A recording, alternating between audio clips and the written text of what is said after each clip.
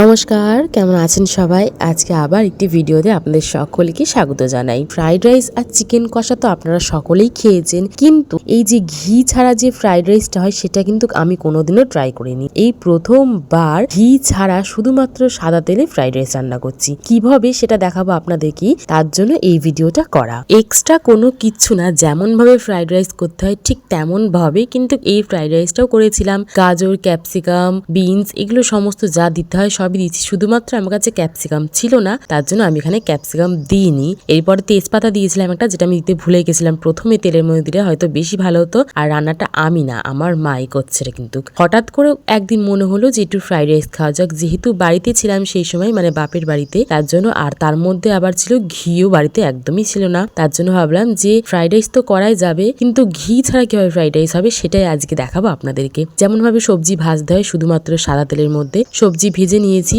নিয়ে এর মধ্যে দিলাম হচ্ছে ওই যে অর্ধেক করে রাখা যে ভাতটা, সেটা কিন্তু এর মধ্যে দিয়ে নেড়ে নিলাম। অন্য সময় এই যে সবজিগুলো আলাদা করে ভেজে নিতাম, নিয়ে তারপরে কিন্তু যে হাঁড়ির মধ্যে ভাতটা বানাতাম সেই হাঁড়িতেই কিন্তু এই অল্প অল্প করে সবজিটা মিশিয়ে দিতাম, দিয়ে নাড়িয়ে চাড়িয়ে রেখে দিতাম। কিন্তু এই ফ্রাইড রাইসটার মধ্যে একটু টুইস্ট আছে, যেহেতু ঘি ছাড়া ফ্রাইড রাইসটা করছি তার জন্য এর মধ্যে টুইস্ট আছে। যেরকম ফ্রাইড রাইস করতে হয় ঠিক সেরকম করে সবজি ভেজেছি, একদম নুন চিনি কোনো ফ্লেভার ছাড়া সবজিটা শুধুমাত্র সাদা তেলে ভেজে নিয়েছি। এরপরে ভাত মিশিয়ে তার ওপর দিয়ে চিনি ছড়িয়ে দিয়েছি, চিনি নুন যেরকম দিতে হয় পরিমাণ সেটা ছড়িয়েছি।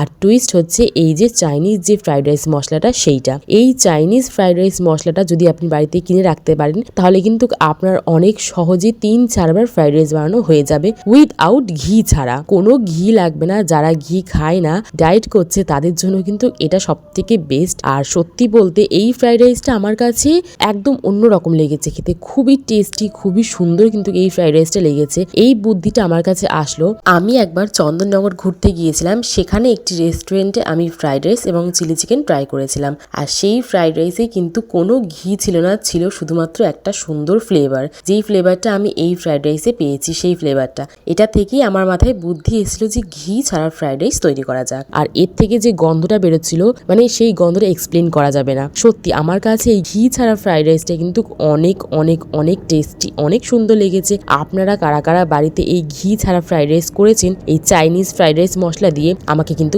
অবশ্যই কমেন্ট করে জানাবেন। আর আজকের এই ঘি ছাড়া ফ্রাইড রাইস রেসিপিটি কেমন লাগলো সেটা কিন্তু অবশ্যই কমেন্ট করে জানাবেন। আজকে আমি এই ফ্রাইড রাইসটি খেয়েছিলাম চিকেন কষার সঙ্গে, দুপুরবেলা চিকেন কষা করা হয়েছিল, সেই চিকেন কষা দিয়ে কিন্তু ফ্রাইড রাইসটা খেয়েছি। আজকে ভিডিওটি এখানেই শেষ করছি। খেতে খেতে দেখা হবে অন্য একটি ভিডিওতে। সকলে সাবধানে থাকবেন, ভালো থাকবেন, সুস্থ থাকবেন। আর আমার এই ঘি ছাড়া ফ্রাইড রাইস রেসিপিটি যদি আপনাদের ভালো লাগে অবশ্যই কমেন্ট করে জানাবেন। আজ তবে আসি, দেখা হবে অন্য একটি ভিডিওতে।